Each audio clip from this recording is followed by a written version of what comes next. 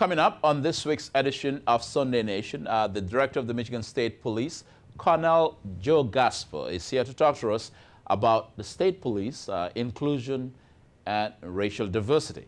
The state of the state police here on Sunday Nation. And then, of course, my conversation with Hilton Napoleon, former police chief in Highland Park and the city of Inkster, talking about what Highland Park needs as far as recovery is concerned in the area of public safety.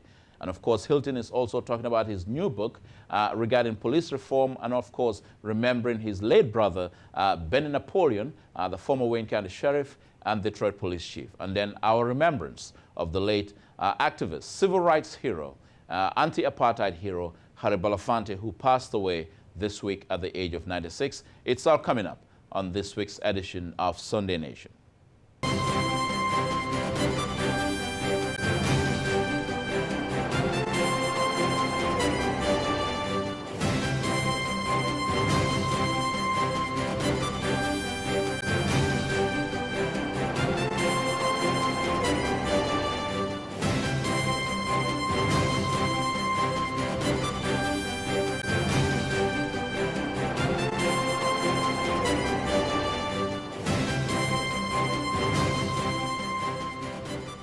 Joe Gasper is the director of the Michigan State Police, here to talk about the issues of diversity and inclusion. Thank you so much for being here. Yes, thank you. It's my pleasure. There's so much I want to talk about. I wrote about, just the challenges that you guys are facing in my column in the Detroit News, and we've talked about this. But I think for a lot of people here in Southeast Michigan, Detroit, and across the state, the diversity inclusion issue of the state police is a challenge. Now, I do recognize that it's been, 2019 since you've been the director. I want to talk about what has changed in terms of the state police under your leadership since 2019. Yeah. So, appreciate that question. Appreciate the article that you wrote too, and you're absolutely right. It's a large challenge for us. It's one that is a priority for us, and we're committed to addressing. And so, we've really tried to pay attention to, looking at internal inclusion, external outreach, getting into the communities, and really trying to connect and show up in different ways. And so we've engaged in a number of different projects and different ideas to try to address that. And I want to get into that, but just to stay with the leadership question here, you're the director. Whatever happens to the agency, suddenly you're the one we're looking at. You're the one that we're supposed to hold accountable, or we're going to hold accountable. I'm just curious, though, in terms of since you taking over the department, the helm of the department in 2019, what was at the back of your mind? Because suddenly this has been, this remains an agency which has a lot of issues around diversity, inclusion, and a lot of black people that I speak to, rightfully have very serious apprehension about the state police. Yeah. So we've been working on diversity, equity, and inclusion for a number of years. Right. And so one of the things that we try to do is try to communicate as much as we can, and sometimes that communication needs to be done out in the community with people who really want to partner with us. And I think that that's a really important place to start, and looking for those partners, looking for the opportunity to have, those quote-unquote difficult conversations. Right. One of the things that we did in 2020 after the tragedy of George Floyd is we held some conversations internally called the Future of Blue.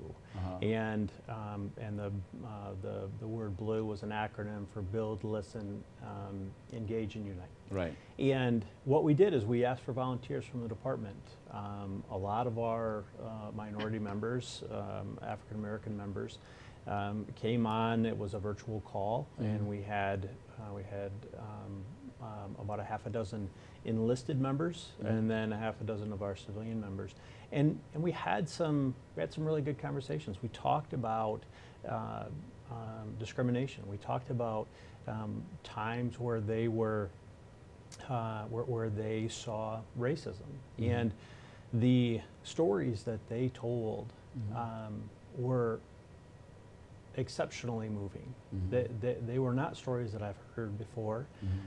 I remember vividly after getting off of the first call and listening to some of the stories that were given, and I didn't know if the call went well or if the call went bad just based on the content. But one of the things that I came away with those conversations is that diversity is important, and it's important for us to have diversity in the department, especially for me, because I'm never going to know what it means to wear a uniform as an African American. I'm never going to know what it means to walk down the street as an African American and be mistaken for a suspect. And having those African American members in our department gets me close to some of that perspective. And I want to explore that a little bit, and then I want to talk about the outreach that you're doing or you plan to do here. But listening to that Zoom call and having African American members of the state police come out to you and let you know about just some of the conditions that they face within the agency, do you feel though that where you sit that the agency needs an internal cleansing, if you will? Because when we read the newspapers, we see in the media a lot of times, you're getting sued by African American troopers and so forth. All of this comes up, and I get my email get flooded, from lawyers who are representing black state troopers and so forth. And that is just one aspect of it. The traffic enforcement is a whole different question, though. But as the leader of the agency, you're the face of the agency. Do you feel that this agency ought to go through some sort of a required cleansing, if you will, where diversity and inclusion doesn't become a misnomer? And so the next time the studies come out about, just in terms of how many black troopers we have, and so forth, those numbers exponentially increase. Yeah. So the stories that we heard on the Future of Blue calls, there were some internal, but the majority of the calls were external. And that was just, those were just examples of, examples of what it means to be an African American off duty. Right. And there's there can be a difference between being on duty, wearing a uniform, and being off duty and not wearing a uniform. And I think one of the things that we've done is we've made a strong point of providing and looking at various opportunities of training for the department. We created an entire bureau, it's our professional development bureau, and we have trainings like implicit bias. We have a history of policing. Is that the first time that's happening within the agency? Yes, that's we started this just a couple of years ago. Okay. So it's something that's relatively new.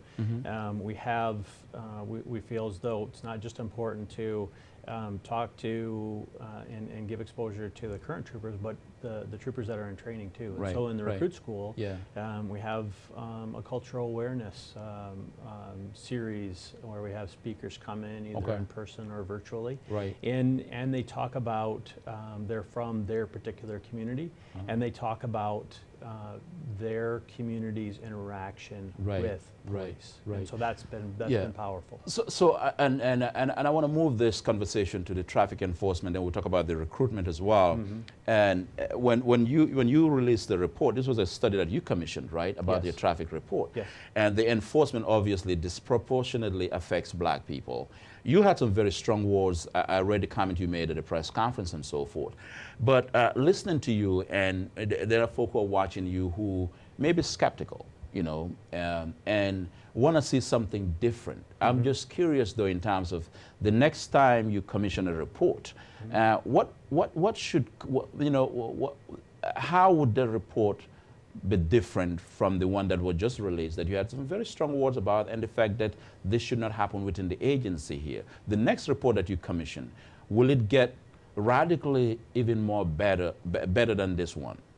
So one of the most important things that I talked about in the first report was the fact that we're in this for the long haul. Right. And that I really was not interested in just doing a simple report, checking the box and putting it on the shelf. Yeah, and put a press release and yeah. Yeah, if we want to be serious about this, then we need to study it and we need to understand it, and that Right. takes years. Right. It takes good community partners. It Right. takes good communication internally and Right. externally, and as much as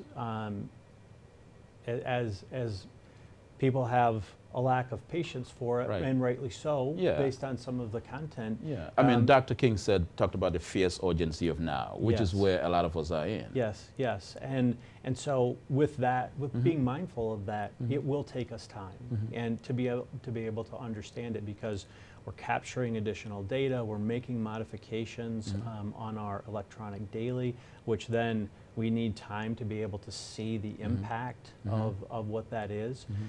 So the next study that gets released, it has it's a different type of study, and again, this is a completely independent study that's done Right. by Michigan State University, Right, so we don't yeah. have Control over it, yeah. we're not doing it. Yeah. And so they have studied this time, particularly the veil of darkness theory, which basically alludes to whether or not a police officer can visually see during daylight versus dark the race of the driver and the impact. And so I think that the more data that we capture, the more information that we capture, the more we know, the better we can do. Yeah, so let's talk about the recruitment issue though, because I'm just thinking about it now. Given that you face these compounding problems, and you're talking about what you want to do to make the agency, move in a direction where inclusion becomes the order of the day, as opposed to struggling with those statistics and so forth. Let's talk about what has recruitment been like for you? Is there a resistance? Are you facing resistance in recruiting? Because I look at the numbers, you still have very few black officers on the force. Yeah, it's definitely a challenge. Again, it's a challenge that we're committed to. Why do you think there is a challenge? I think, again, obviously I can't speak from personal experience of, in the more topic that we're talking about here is the African American recruitment, but I've heard African American troopers talk firsthand about how that's a big step to go into law enforcement, and how they lose family and they lose friends because they want to join the state police. Yeah. And so I think that that's part of it. We were trying all sorts of new things. One of the things I'm pretty proud of the relationship that we have with Wayne County Community College.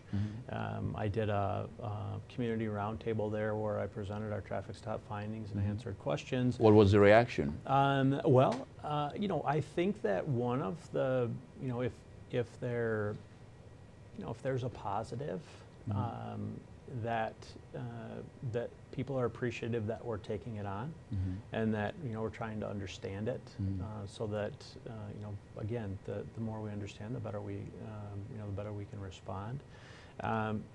It's been said many times that our findings aren't surprising.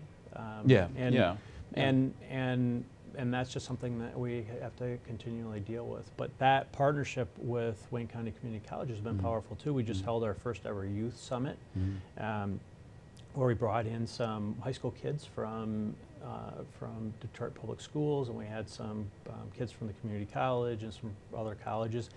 And it was a little bit of a recruiting opportunity, but it was also an opportunity for us to have discussions with that youngest generation that we might have contact with, and get some ideas on how we might be able to better show up in the community. And that's the generation that gets into the streets. So when we see a George Floyd situation, or the case in Memphis, that happened in Memphis with Tyree Nichols and so forth. I'm just curious though, in terms of you being the director of the state police, and we're in this era, we call it a national, reckoning on racial equity and so forth.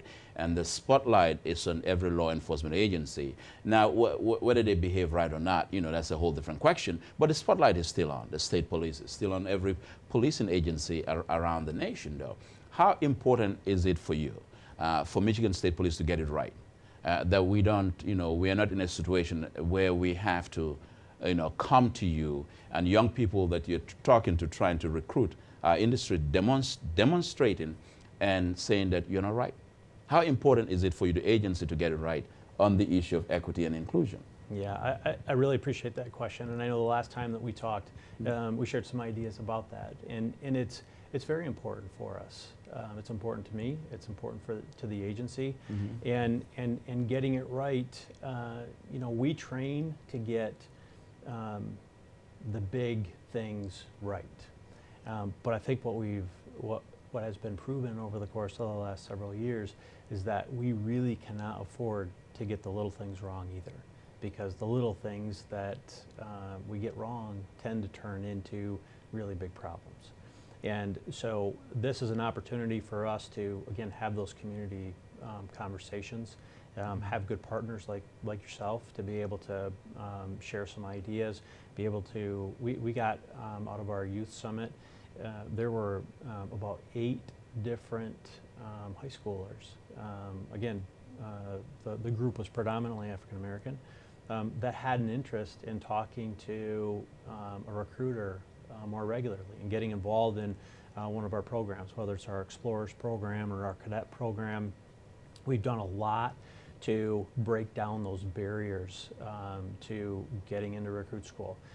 You can, if you want to be a trooper and you live in the metro area here in Detroit, then you can come back to Metro North or Metro South, and you can live and work right here. Yeah, and so as we round up this interview, I'm thinking about legacy here. So I mean, of course, I want to say it on the record. You're the first director of the Michigan State Police that I'm talking to. So but notwithstanding that, though, you are the director now and invested with a lot of authority to change that agency, though. When it's time for you to exit, what do you want the agency to look like when it comes to equity and inclusion here? Yeah, well, I mean, obviously... Are the numbers going to increase? Yeah, the goal is always to leave the chair a little bit better than how you found it. Yeah. And I would hope that, our numbers had increased upon my departure, and making sure that, we're recruiting and retaining the best possible candidate to join the troopers who are out there doing a really good job. And I think that, using that that relationship with the community, taking advantage of our reputation, that we can find more members of the African American community to be part of Michigan State Police and leave an impact and leave a mark. And I think that's really important for us to concentrate on. All right. Well, thank you so much, and we will keep tab of what the state police is doing, and we'll have you back. All right. I appreciate that. All right. Colonel Joe Gasper is the director of the Michigan State Police. We'll be right back with more on Sunday Nation. Stay with us.